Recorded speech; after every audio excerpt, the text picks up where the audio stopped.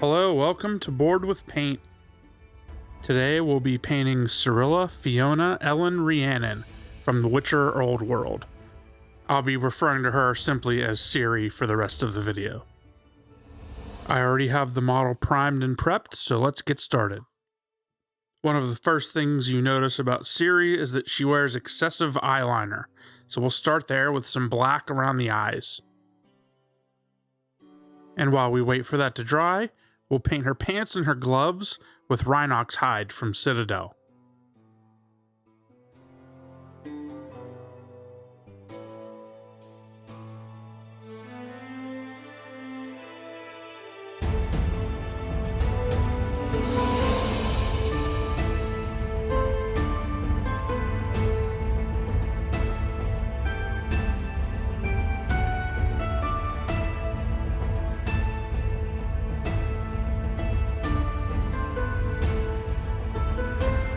I'm now going in with some Ivory and adding the whites of the eyes.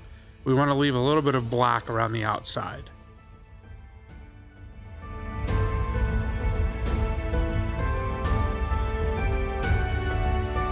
There it is, we'll do some cleanup a little later. Now we'll paint her boots with Mournfang Brown.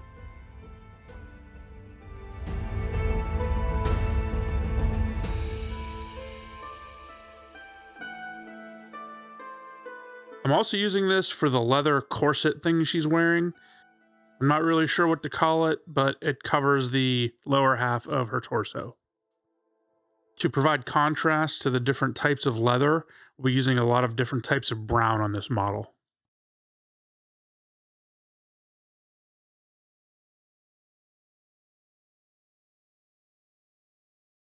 She's also got this little armband that I'm painting with this brown.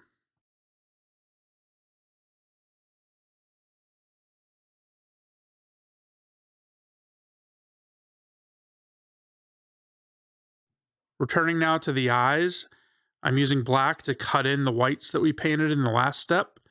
This is where we really define the shape of the eye and make sure that they're both even. The game artwork doesn't give her pupils, but if you want to add them, this would be a good time to do so. I'm also using black to paint in the metal belt that is some kind of a decorative piece over her main belt. We'll be doing a non-metallic metal effect on this later. For the upper portions of the gloves, I'm using XV88.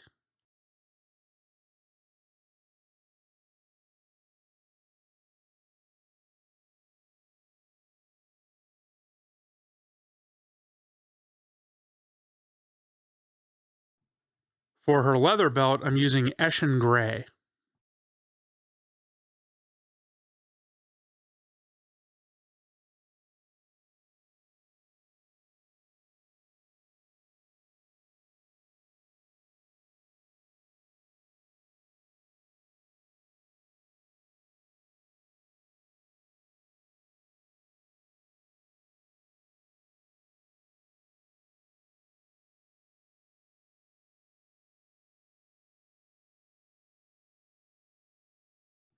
I'm also using this for the straps that are around the boots.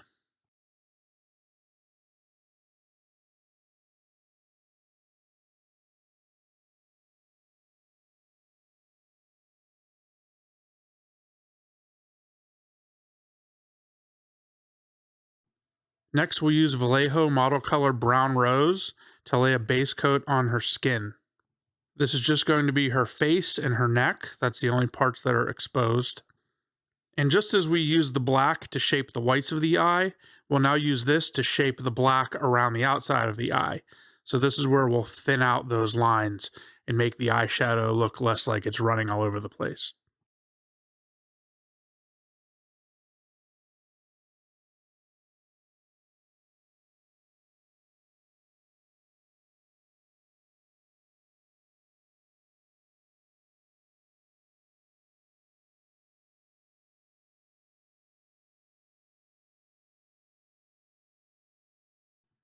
Now for the scabbards and other straps across her chest, I'm using a Hull Red.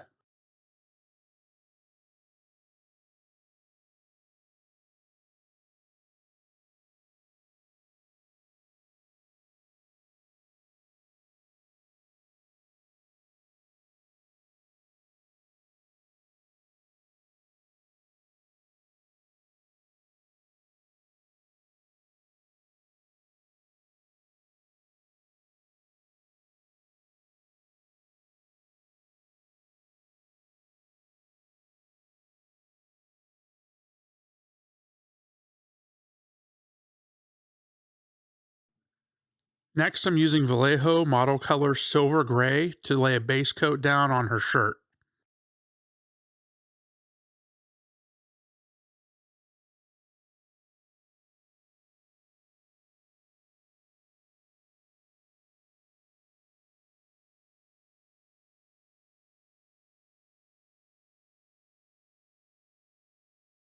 For her sword and the small dagger that's in the scabbard, I'm just coating it in black for now.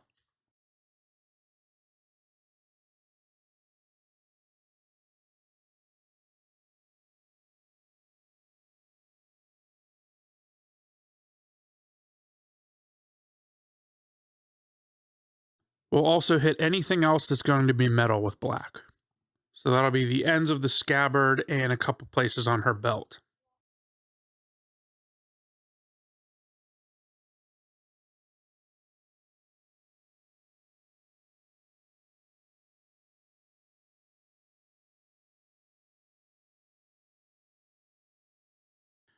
There's sort of a yellow stripe going across her upper chest.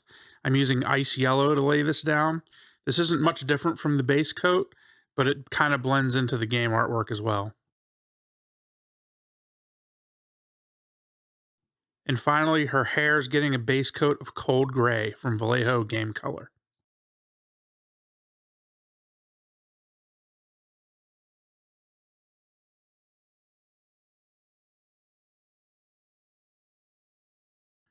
Now we'll start the highlighting process, starting with her pants.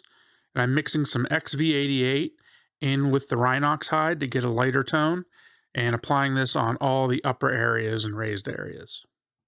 Here you see I'm taking care to pick out each finger individually.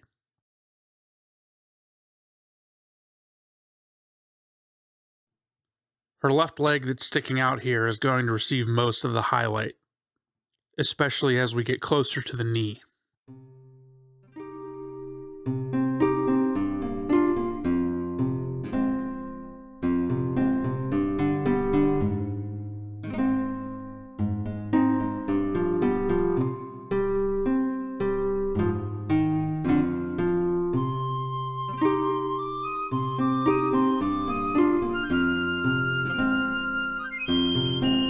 Now we'll lighten the mix with some ice yellow and apply this over those same highlighted areas, covering slightly less space.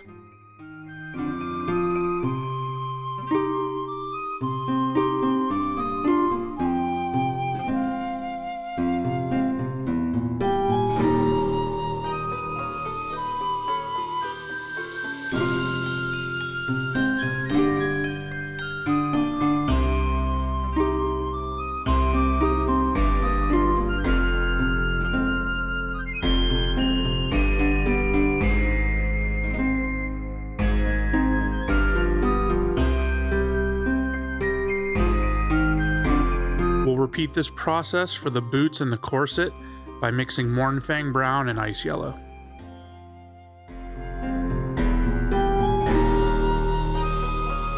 For the boots, we're hitting all of these raised and folded areas, but we'll leave alone anything that's facing down.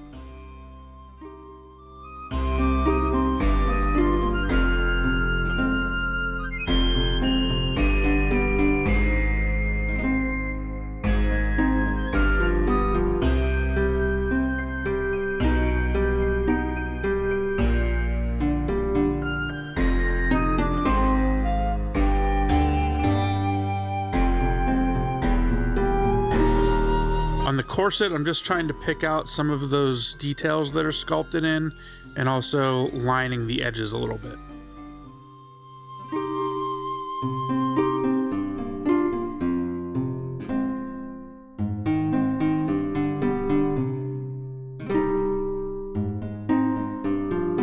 Here I'm adding in a little more ice yellow to lighten the mix, and we'll apply a second layer of highlight.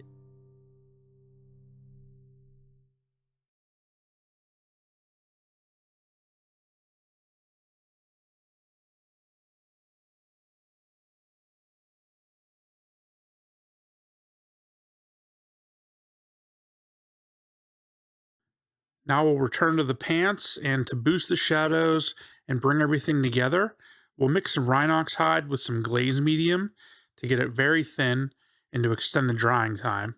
You can see the consistency I've got. I've also added a tiny bit of water to thin it down. Then we'll go over to our paper towel and wick off any excess moisture. And then we'll go in and feather between the highlighted areas and the shaded areas. I did this multiple times to bring that highlight down a little bit.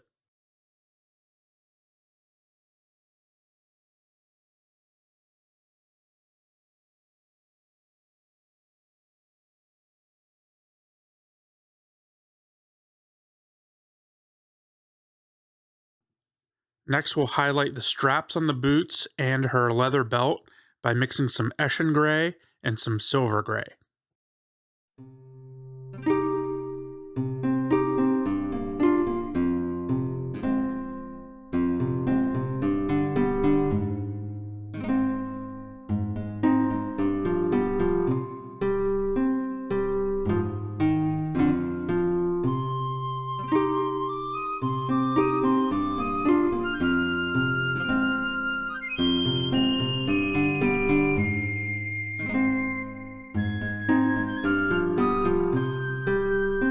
And to highlight the red pieces of leather, I'm mixing Hall Red and Brown Rose to lighten that.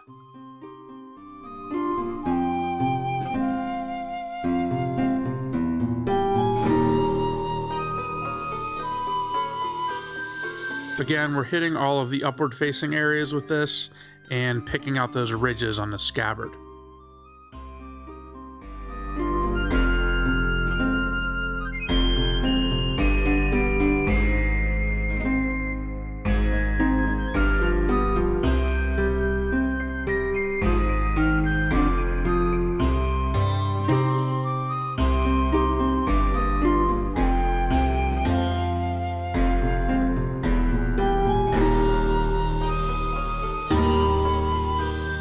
And we'll lighten it with some more Brown Rose and apply the highlights again.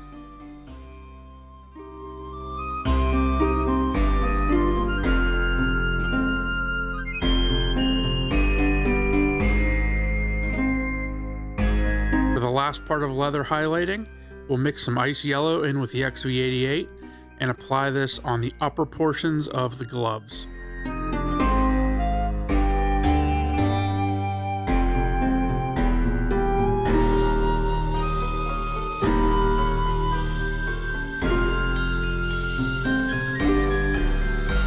And once again, a second layer by adding some more ice yellow.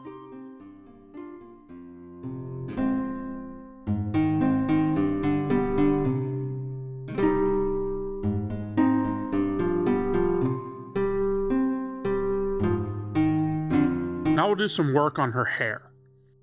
We're going to gradually mix some white into the cold gray and start painting in small strokes to kind of give an indication of some strands of hair on her head. We don't need to actually follow the sculpt here. We just need to go in the same direction that the strands of hair appear to be going. We want to focus our highlight not at the very top of the head, but also not quite on the side of the head. Just in that sort of halo area that goes around the crown. Here we're going a little lighter and doing it again. The closer we get to white, the smaller we want the highlights to be.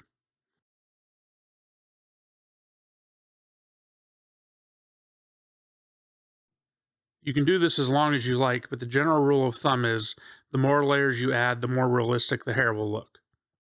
You can see each time I jump up in brightness, I don't move the color all that much. It's this accumulation of different shades of gray and white that are going to give the hair the illusion of having volume.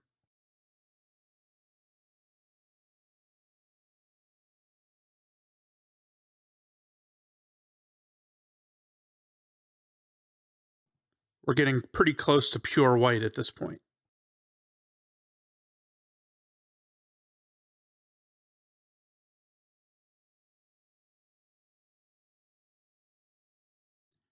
Now I'm going back to some of the darker shades and applying the strands over the same areas. This is all an attempt to give that hair the illusion of having volume.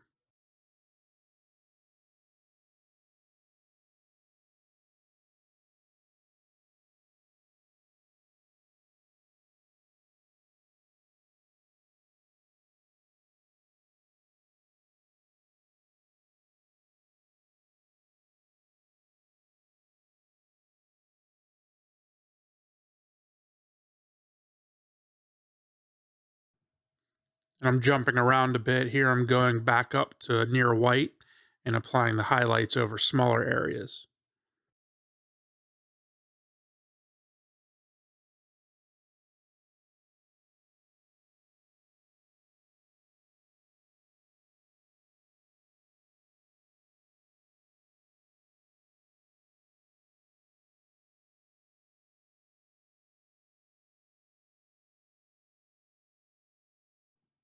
Now to add a few areas of shadow, I'm using pure Eshin Grey.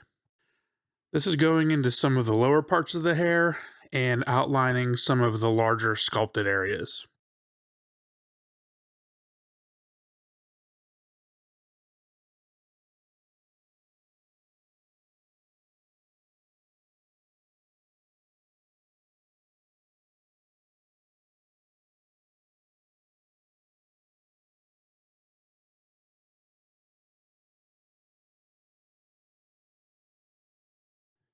And now I'm just going in with various shades of gray, trying to clean up the hair here and there.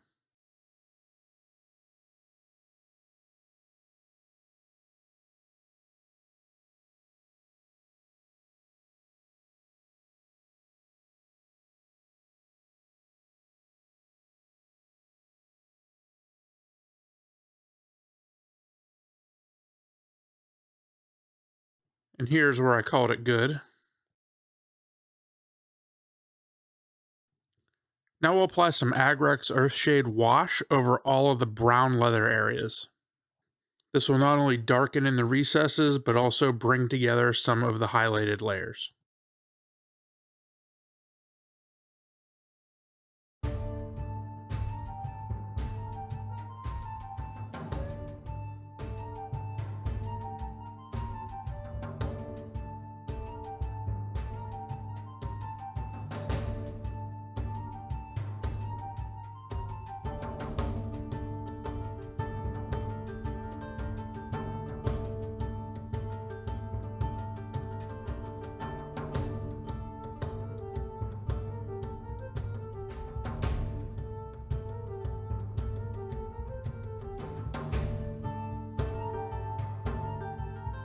Then I'm applying Nuln Oil to the black leather belt.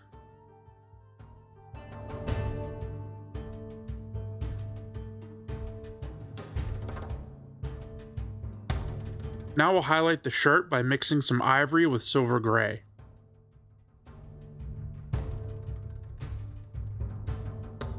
This is just being applied to the raised folds and the shoulders and upward facing areas.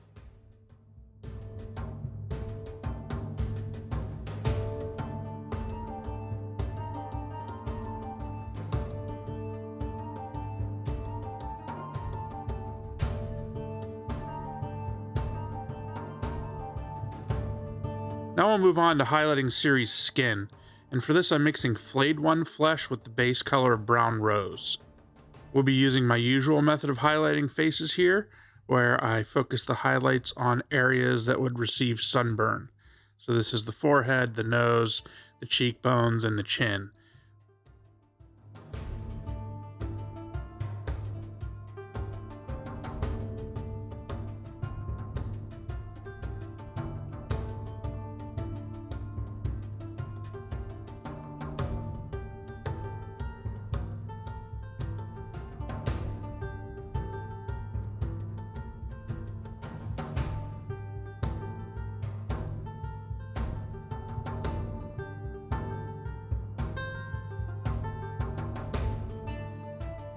And here I'm bringing out some of the detail on her exposed neck.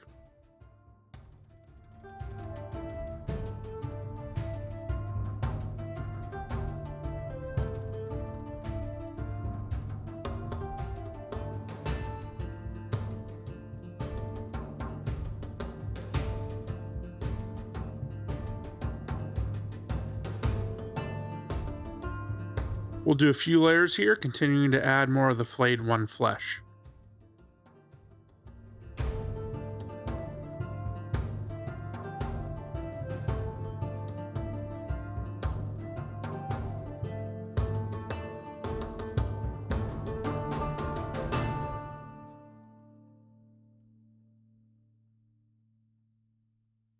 In the artwork, she's got very red lips, so I'm using some Slaughter Red from the Army Painter Speedpaint and using this on the lips to give her lipstick.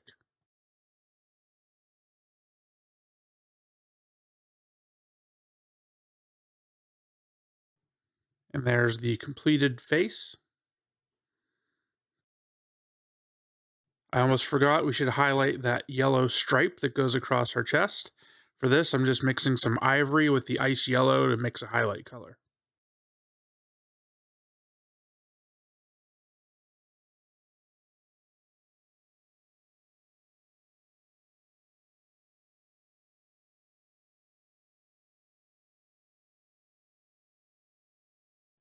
Now we'll give the base a little bit of love, starting with some German Camo Black Brown around the outside where the dirt is.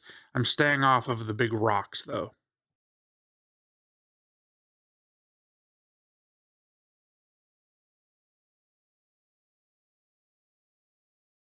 The rocks will get a base coat of cold gray.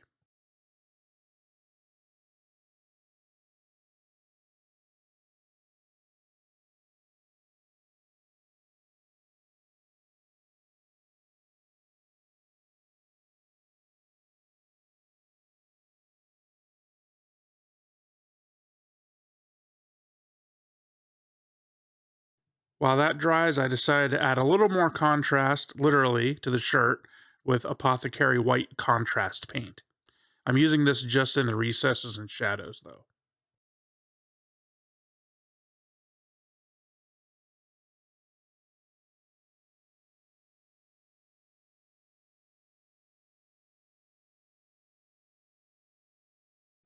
Returning to the base, I'm giving the entire thing a dry brush using Longbeard Grey.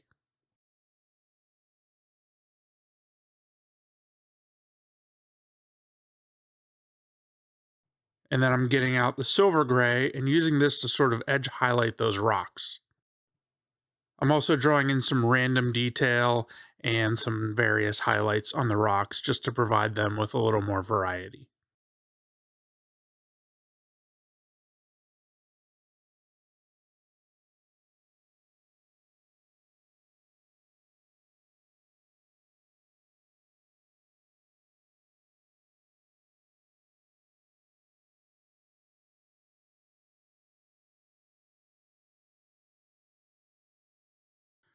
Returning to the skin, I wanted to add a little bit of shadow on her neck area and maybe under her chin. So I'm just applying a little bit of Reikland Fleshshade there. We don't want this to pull too much. This is just going to be a subtle effect.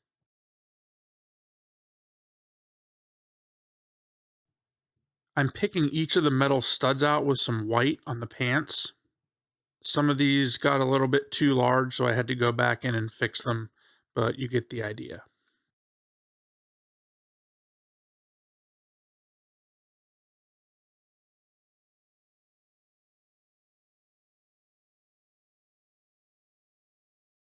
By now, the base should be dry, so I'll cover the entire thing with some Nuln Oil. This will give it a bit more texture and make it look dirty.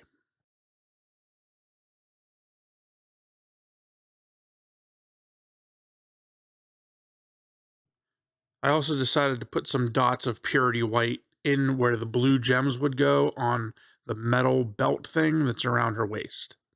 And now we'll finish up Ciri's sword doing some non-metallic metal. I'm using some black, white, and Hiril Blue to mix up a variety of tones that we'll use to create this effect. We'll go from dark to light, starting by mixing some of the blue in with the black. You'll want this to be quite thin, and we'll apply this in a couple of areas on the sword where we want to focus the highlights. I am by no means an expert in non-metallic metal, so it's kind of hard for me to explain what I'm doing here. But it basically amounts to picking a few areas of the sword that I want to be very bright and building up a gradient from dark to light in those locations. This is just a couple of places on the blade and then places on the handle and the pommel of the sword. The key here is to work very thin and bring the gradient up very slowly. The smoother you can get these blends, the better. We'll eventually want to get almost to pure white at our brightest highlights. Like I said, it's kind of hard for me to narrate what I'm doing because it's really just a matter of working around the model and placing down highlights where I see fit.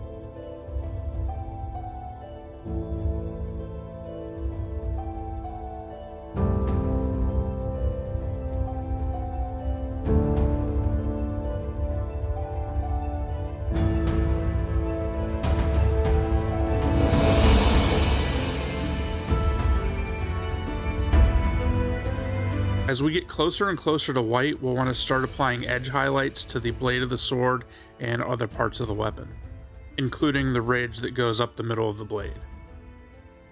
This is where you really start to sell the metal effect.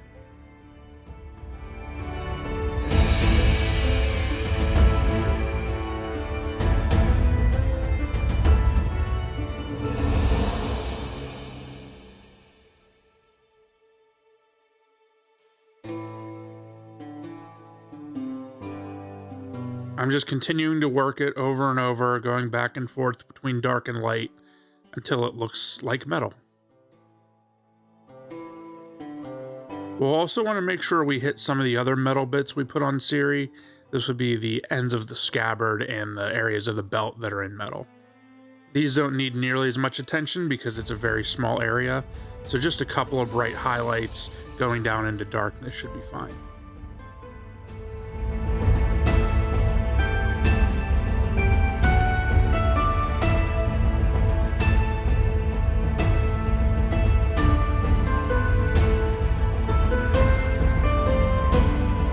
For her metal belt, I'm doing the same thing, only I'm using Eshin Grey and Purity White. And again, since it's a very small area, we're just putting a couple of areas of highlight. We're not getting too crazy with trying to get a smooth gradient. This is barely noticeable on the model at a distance.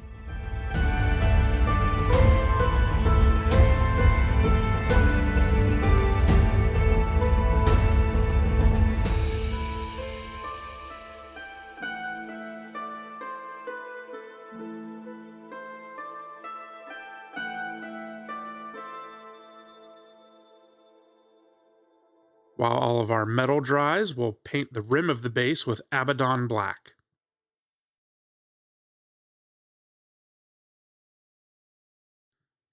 Now I'm getting the Nuln Oil out again and going over the metal that we did on the belt on her body, as you can see here.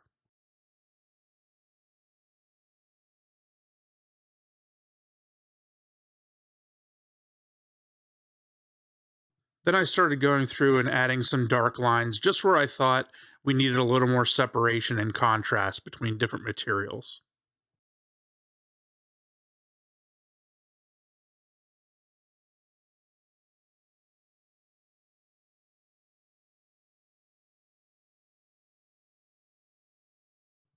And finally, I'm using pure Hiril Blue and I'm dotting in those little gems that are on the metal belt. Sorry, it's pretty hard to see in this video.